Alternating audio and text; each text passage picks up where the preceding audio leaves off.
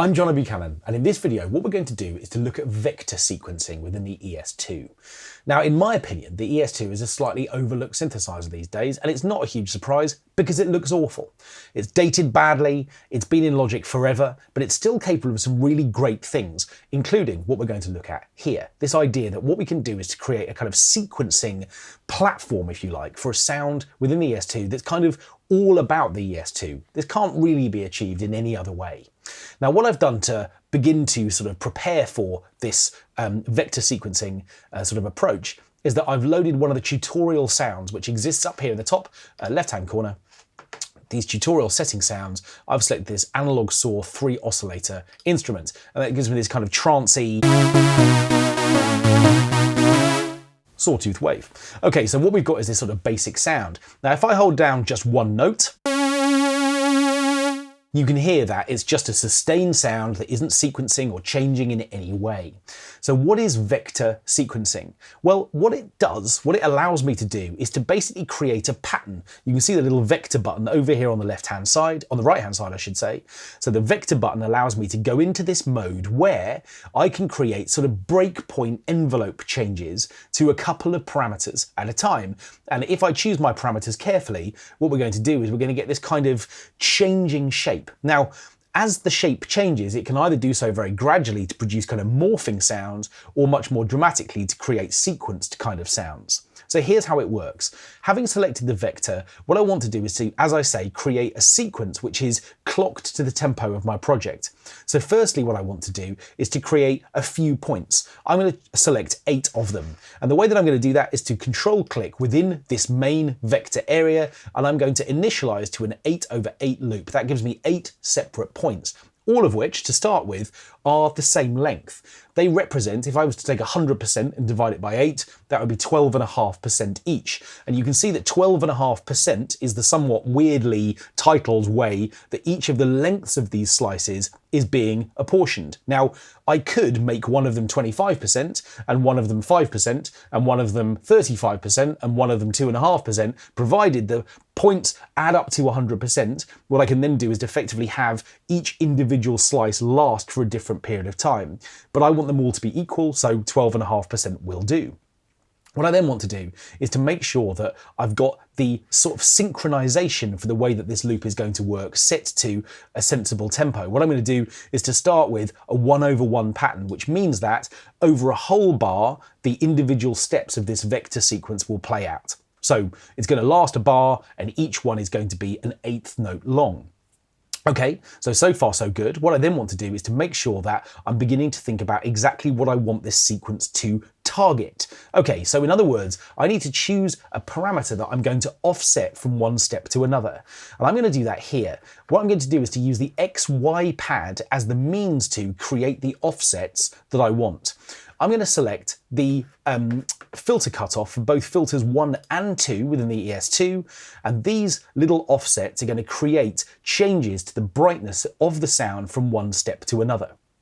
What I'm then going to do is to just drop the overall filter assignment a little bit so that I've got the opportunity to create bright moments and duller moments. Okay, so the X target, in other words, the X offset is here, but what I then need to do is to tell Logic how much I want to affect these filters by this initialize amount here, which is just underneath. So by turning that up to 1, effectively 100%, now what I'm going to do is to apply extreme filter offsets from one step to another.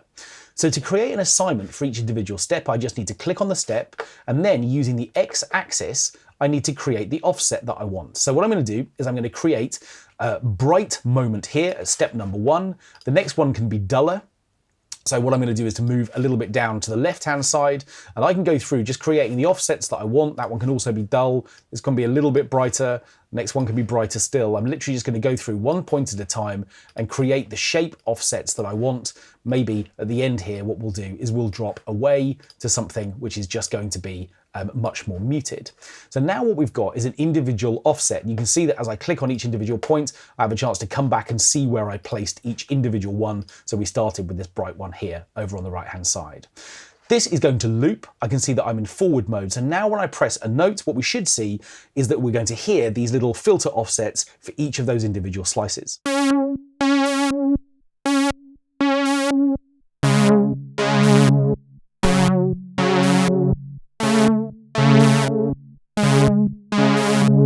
Now, one thing that's really nice about this approach, firstly, if I decide that these filter offsets are too extreme, I can simply just turn down the initialization amount. If I want half the strength that I'm getting at the moment from each individual offset, obviously by taking that down to 50%, we'll now end up with a narrower range of offsets.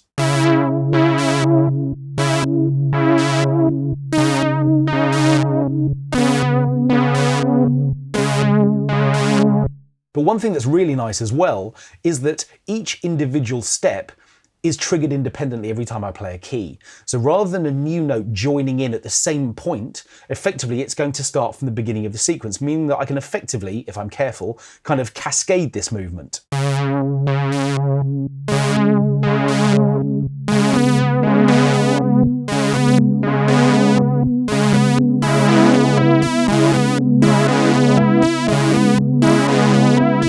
So you can hear that the sequence is starting from scratch with each new note that I add. But in addition, I'm going to take that back up to 100%, so we've got the kind of more extreme version of that. In addition to the target that I set for the Y parameter, the Y axis, I can choose a different one for the, for the X axis. I can choose a different one for the Y parameter. So what I'm going to do is to create some pitch offset as well. I'm going to select the pitch of all three oscillators that are using this sound. I'm going to turn the initialization amount up again, maybe to about 50%. And this time when I go through, in addition to the offset that I've set for the filter, which is using the X-axis, I can go sharp or flat by adjusting the Y position as well. So as I go through, what I'm going to do is just to pull these around, just to bring a little bit of detune into this sequence, as well as individual moments that are going to be bright and dark. And what I'm going to mostly do is to detune the brighter moments a bit more than the duller ones. So whenever I find an X-axis routing which is towards the right-hand side where the sound is brighter, I'm going to increase detune more than when I come to notes that are maybe a little bit duller like this one, where we'll create a little bit less offset. So effectively, as the sound gets brighter, it also becomes more detuned. So these last two will leave where they are. I think there's one back over here, which is where I've detuned quite a lot. So let's just go and find a brighter one here that's going to be detuned a bit more. So now each individual step is going to have detune, particularly when it's bright.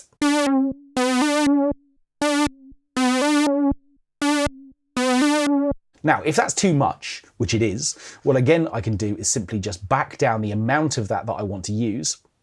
And now we should have something which is a little bit detuned, but not quite so extremely. Which is nice. Let's come up an octave.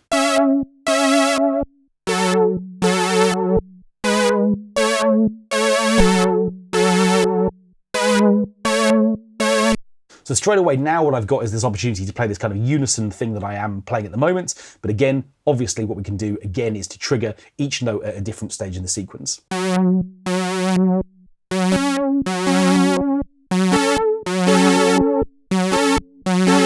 So I can build up patterns in this way. And obviously at the moment, the synchronization is playing out over a whole bar because that's the setting that I chose right at the beginning. But if I want to play this back twice as quickly, I can set the sync rate to half a bar instead.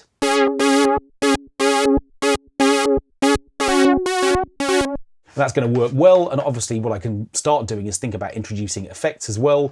If I was to bring in a bit of tape delay here right at the end, just so we've got an opportunity just to bring in a little bit of extra sort of syncopation, I suppose, to this pattern. I'm going to choose an 8th dotted note, bring a little bit of, or increase the feedback amount. And obviously now, if I sequence something and then quantize it, we're going to find that all of those notes are going to play back at those different stages within the sequence.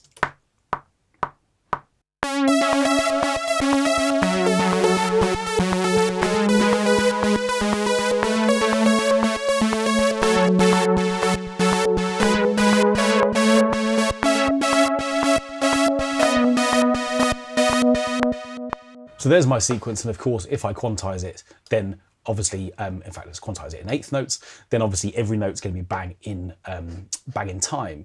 I'm actually going to take that down an octave.